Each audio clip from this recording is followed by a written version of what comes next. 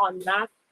You did say that persons from the outer region have arrived. What are the delegates looking like in terms of the outer regions like Region 1, Region 9, etc.? Well, the few that I have engaged with over the last evening and this morning, they're all enthusiastic. They want this Congress to come off. They want to have meaningful discussions and engagement with other party members. They want to really set the stage for the next 2 years on what the policies of the PNCR should be and what the PNCR should look to in 2025 and beyond. Mhm. And what I was asking, what are the numbers in terms of maybe what that would have already come down from the different regions? Is there an average of how many persons It's have in come? excess of 200 persons that have arrived from the outer regions. Some are still to land via air, some are still to come via boat buses from Latam. So we are waiting for the arrival. But everybody is due to be here for the commencement of the Congress. All right, all right. I love the sound of that. I've also noted over the last 2 days, viewing in here, we have seen lots of overseas delegates as well arriving. Uh, I I think a lot of them, especially today, would have come in to check and see what preparations are like. I just want to warn our viewers, all the songs that you're getting from the background, I want to remind you because we're literally sitting in the venue right now, and there's a lot of preparation happening in our background. You're hearing all the different sounds happening because guess what? Congress is here and the preparations are on. Yes, so the overseas delegate. We are expecting about approximately 40 delegates from the overseas regions, Canada, the USA, and London, and they have arrived. I engaged with a few again, and they're also enthusiastic and energetic, and they want to have this Congress to ensure that there is fruitful discussion and to chart together a way for the People's National Congress reform beyond 2024. All right. I don't know if my operator, my cameraman could just take a turn in our venue at the moment. Just a quick glimpse of what is happening in Congress at the moment. We do see the chairman who will be speaking to shortly as well. And this is what we're looking like. Preparations are on the way, almost complete. That's how the place tell them, whose story is this? For the conference today. Of course, this is just inside of the venue that we just give you a glimpse of, but also there is a lot happening out on the outskirts of the venue as well in terms of preparation because of course there are lots of delegates expected at this conference. And of course, for this opening session, we do expect persons from the diplomatic community, special invitees. They're going to be, this place is going to be packed by this afternoon. So there is lots of preparation. Well, is there anything else you want to give us a quick brief on? Except to see, I'm seeing my comrades from Region 6 has arrived. Yes, yes, I'm seeing that too. Yes, so there's a lot going on. I'm going to take a quick break as we bring the current chairman, the incumbent chairman of the People's National Congress reform on, and let's continue our discussion on the Congress preparation.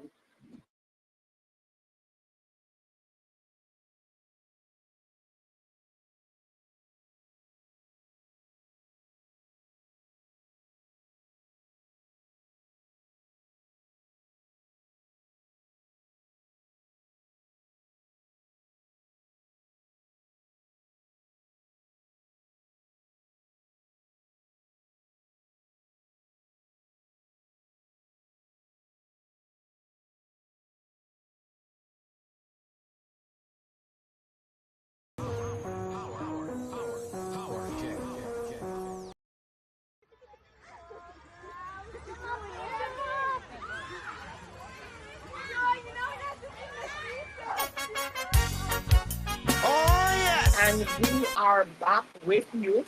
We're here with the incoming chairman of the People's National Congress report, Mr. Sherwin Holden, no stranger member of parliament. You know, we regularly and we have these chats here on Facing the Nation, and today is no different. We're sitting in the venue. Let's talk about Congress. Thanks for having me. Thanks for the invite to me. I must say, you're doing a fantastic this program here. We recall that before we became the leadership of the party, these programs were, I didn't want to say no, but cease to exist for some period. And so I must congratulate you and your team, the public relations team, everything from the space from the campaign, everybody who made these kinds of programs possible. We're talking about Congress. We're talking about Congress. I'm excited. I think all the delegates are excited to see a number of delegates already on the right. Folks coming in from Region 9, folks coming in. I have my ones coming in from my region. They're on the ferry as we speak. And one set coming in this afternoon, some others, because of work relations, work commitments, they'll be coming tomorrow. It's a 3-day Congress, so we can expect some people to come tomorrow and on Sunday, but mostly we here today and tomorrow. Those activities. I think it's a very exciting time. It's one of the most exciting Congress, one of the most energetic. We've seen a lot out there, a lot of positives, a few things not so inspiring from certain sections, but it's not something that I think we should focus on. We focus on the positives, and the purpose is Congress. Some believe that it's only about elections, but there is. And so I guess our discussion will go on into those activities. So I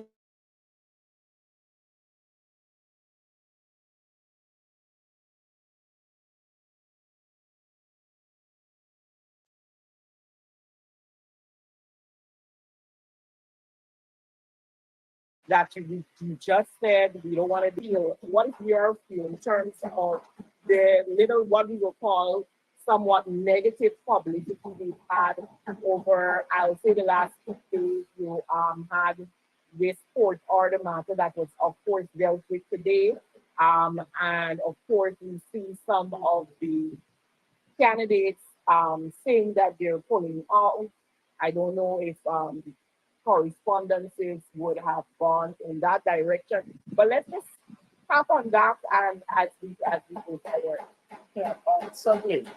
Oh, I've seen a few candidates pull out from I would say from a specific team. As I understand it, they were very much together. There were some things that they basically happy about, but no, we've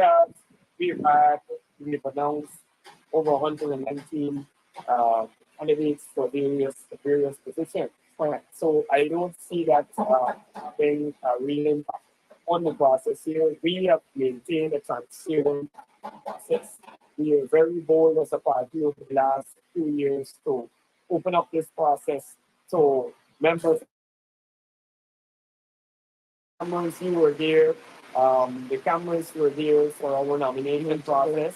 I think though that the nomination, the results of the nomination certainly had an impact on most of those persons, if not all of them, that we see decided to pull out. Look, this is a reality in politics. It not only happens in Guyana, it happens all around the world. It happens in the US, it happens in the UK. You see candidates pull out at a time very close to the elections when they get that feeling that, maybe they not make it. If you look at the nominations, it's overwhelming for the current leadership. It's a testament that the party members believe that the current leadership, the leadership that they would have voted for in the last Congress, we would have been doing the job, doing a fantastic job. rebuilding the party, rebooting the party, putting the party back on the map. And that is why you see all these raging debates on social media. I think in the main it is good. If nobody's talking about you, then you're irrelevant. And so in politics, that is the standard. Whether it's negative, whether it's positive, people are talking, people are analyzing the situation, and I think overwhelmingly we see on social media, we see it in other media that support is there for the party, and I believe that is the main thing that we should be concerned with. I must say, from my viewpoint as a young member of this party, looking on, I've been around a bit and I have seen other congresses, I've seen lots of things. I must say some of the display that I would have seen online for me was more unbecoming. But I must say that I feel a sense of calm and steadiness and know that our party is making an impact even as we see these things. Because what I also saw while all these things were happening online is that persons were, coming in and standing up for us and, listening and seeing the preparation for Congress when a party can, boast of having more than 1,000 delegates coming for one Congress to say who they want to lead is something that you don't necessarily see in other parties. I mean, like we look at the AFC, we hear about Congress. We saw the PPP Congress, they had quite a few. But I think for me, looking at it, it tells me of the impact that the party has, not just in its membership as well, but the support base, as we've been seeing all these things happening, and the leadership of the party, pushing through despite everything that has been happening out there. I must say I feel so good, seeing everything as it is played out, and what we're seeing here as we sit, in this room right now, with everything that was said and everything lined up, and the work is being done. People are in Congress with volunteering their services as well. So much work has happened over the last 2 years in Congress, space as a physical as well. I think I can agree with everything that you said on the point in terms of our delegates and the number, huge number of delegates. We're a mass-based party. We we are almost 70. We're approaching 70 years of our existence as a party. And we had a solid foundation from the beginning in the likes of Fox Warner, but so many others. They're on the walls here from the space for all to see. We had a solid foundation. I think successive leadership would have built on that. There are times when we were a bit down and we stumbled a little, but we didn't fall. Even if we did, we got up back and we showed the public that we are still strong and we can withstand any challenge and every challenge that is before us. And so it's no different with this executive. We have a strong leader, somebody who would have been in the party since he was about 15. He's about 52 years old as a party member, 52 years plus in the party. And he's surrounded by a bunch of young people, and they are experienced people as well, but he has a young cadre of persons who are equally enthusiastic about the party. When I say young, by no means it would I'm inferring that we are in the party just a few years or overnight. But I myself would have been in the party for around a decade, actually a decade. I mean, my involvement in mainstream politics and in political work. And so it by no means say that we're now we just come into the party or fly by night. We're experienced professionals, but we're guided by the leader and mentored by so many others who would have given their life to this party. We have about 1,000 delegates based on what the accreditation. 2,000, correct. 2,000 delegates. There is an increase from the last Congress, obviously, through the work of the party. And if we're not increasing, membership, then we're not doing anything. Correct, We're not correct. increasing our influence across the length and breadth of Guyana, then we would not have had something to post about in this Congress. And so that is as of a direct result of us doing the work required to strengthen this party. In relation to a comparison with the People's Progressive Party, they're in government.